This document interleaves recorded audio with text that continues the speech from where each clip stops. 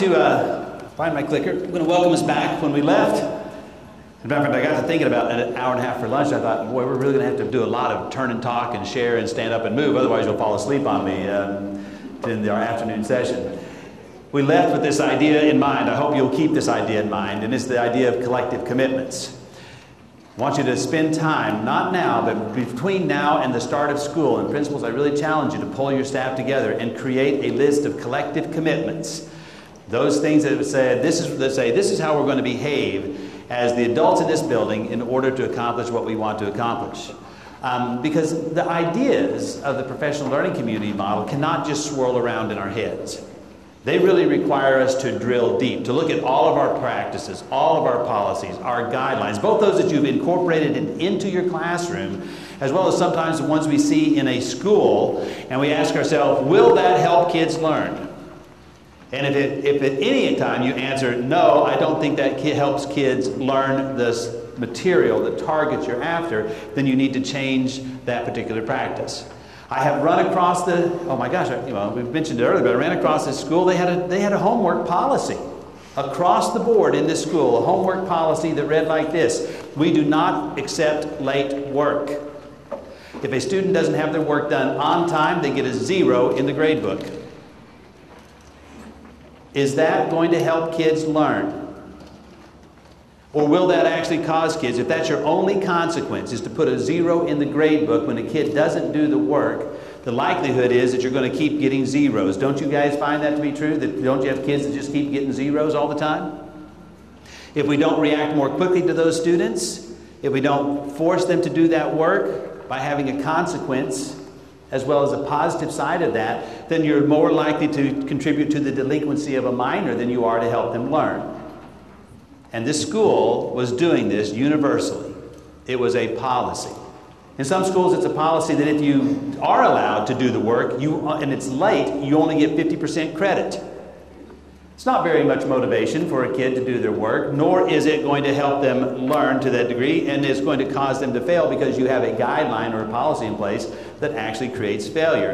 In this model, you will constantly look at your practices and your policies and let the new decisions filter through that idea that, is this going to be about learning and our students? So continue to drill deep. There's not a single school that has been involved in this in 10, 11, 12 years now. We've got hundreds of schools all over the country that are recognized nationally as blue ribbon schools, statewide as gold star schools, and they all attribute this movement and this change for them because they were part and created a professional learning community by which teachers would work. But not a single one of those schools would tell you differently than this. We had to start by examining the essential questions of our culture. I believe that in this model there are two things that work all the time. The first one is that you're developing a culture that supports the idea that all kids can learn and that you're communicating that to the kids. The second idea is that teams actually do some work. They complete tasks. Those tasks are then driven into the classroom, and as they're driven into the classroom, because they're best practices, they help kids learn. But without the culture, it's a big struggle. Look at those questions up there. These come straight from a school, where is it? West Virginia, I think. And they ask themselves these questions of the entire school district, the chance you guys have right here. I mean, if I'm going to ask you these questions casually, you got a right answer for it, right? The people in this room, do you believe all kids can learn? The people in this room, do you believe that educators are the key contributors to student learning? Not the parents, but the educators. I always find it interesting when I'm at an institute and we've got people from all over the country and we have a panel discussion, and someone always puts the question up there that says, when are we going to get serious about the real problem of education? And that's that parents aren't involved. As if we could solve an issue of a child's learning in the classroom if only the parent was involved. We have people who learn whose parents are not involved. So we need to take that off of our list of excuses for why kids might not learn. Do you know what? A survey was done of teachers. And they said, give us your thoughts about parent involvement. And the survey revealed two answers that were the most common. They said the first thing they'd like to see is more parent involvement. The second thing they'd like to see is less parent involvement. That's a pretty fine line for parents to walk, isn't it? You know, Family Feud had a deal on reasons your school might call you at home. 5 answers. Reasons your school might call you at home. Turn to your neighbor. What would you think they are? What are the reasons a school will call?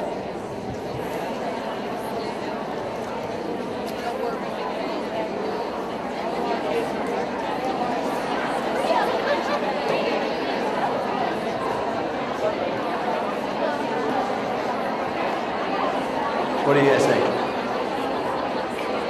Snow days? Yeah. School's closed, snow days. Okay, so your answers are these. I mean, this is really true. They really did this, but this was not made up. Let's see if I can come up with all 5 of them. Or you guys can help. Number 1 answer is your child's in trouble. Number 2 answer is your child is failing. Number 3 answer is your child's not doing their work. The number 4 answer is your child is absent. And the number 5 answer is your child is either sick or injured. So the best news you can hope to have as a parent is that your child is sick or injured. You know, we got to think about this whole parent piece, don't you think? I mean, I always think it's interesting that we think that parents are actually sitting in those classes with us listening to what we have to say. That they actually have the knowledge about what you covered today and what you asked your child to do today or asked their child to do today. They weren't. They weren't there for the discussion. They weren't there for the materials. They weren't there for the resources. They weren't there for the activity that you involve kids with. And yet we send this work home and then we go, how come your kid isn't doing the work? Think about that. It's not about the parent. You know who your kids are. You've got to work with those, not your parents. Focus on the things you can change rather than the things that you can't. When Debbie stood at the copying machine one day and she's waving the papers in her hand, and she says, I am so frustrated with these kids. It's like the 2nd month of school. I'm only on the job for 2 months at this point in time at Campbell. I'm so frustrated with these kids. Good grief, I gave a homework assignment and only half of them did it. Their parents didn't help them. Most of them are wrong. He says, I don't know. This is really, I'm just tired of almost teaching and it's only 2 months.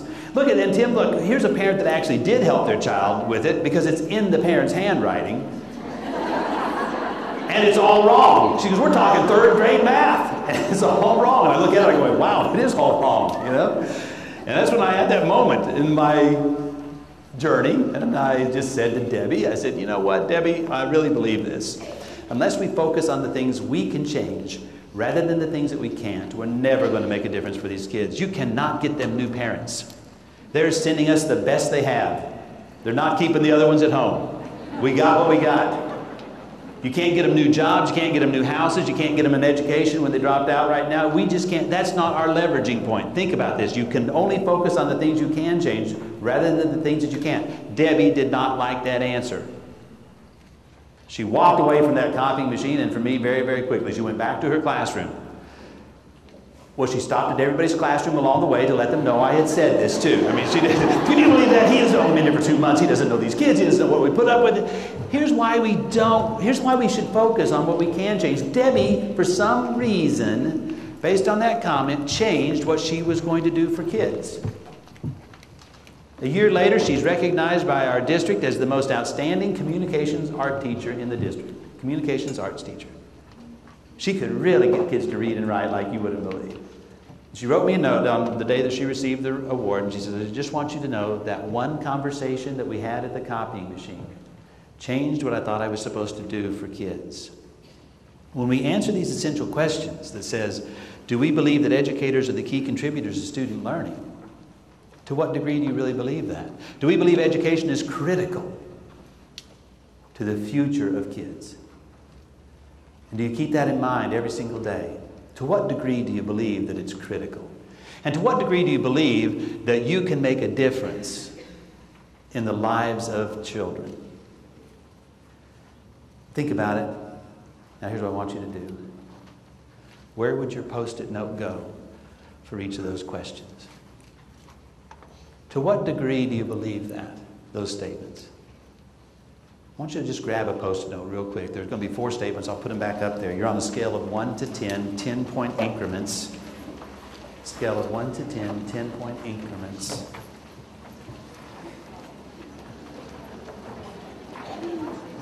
And just number on your Post-it note 1, 2, 3, and 4, because there's, I think, 4 questions there. And okay, so you're going to either write a 10, 20, 30, 40, 50, 60, 70, 80, 90, or a 100 to that statement. And here are the statements again. Jot down your answer. Your true feeling about those statements. They are essential in looking at the culture of your school.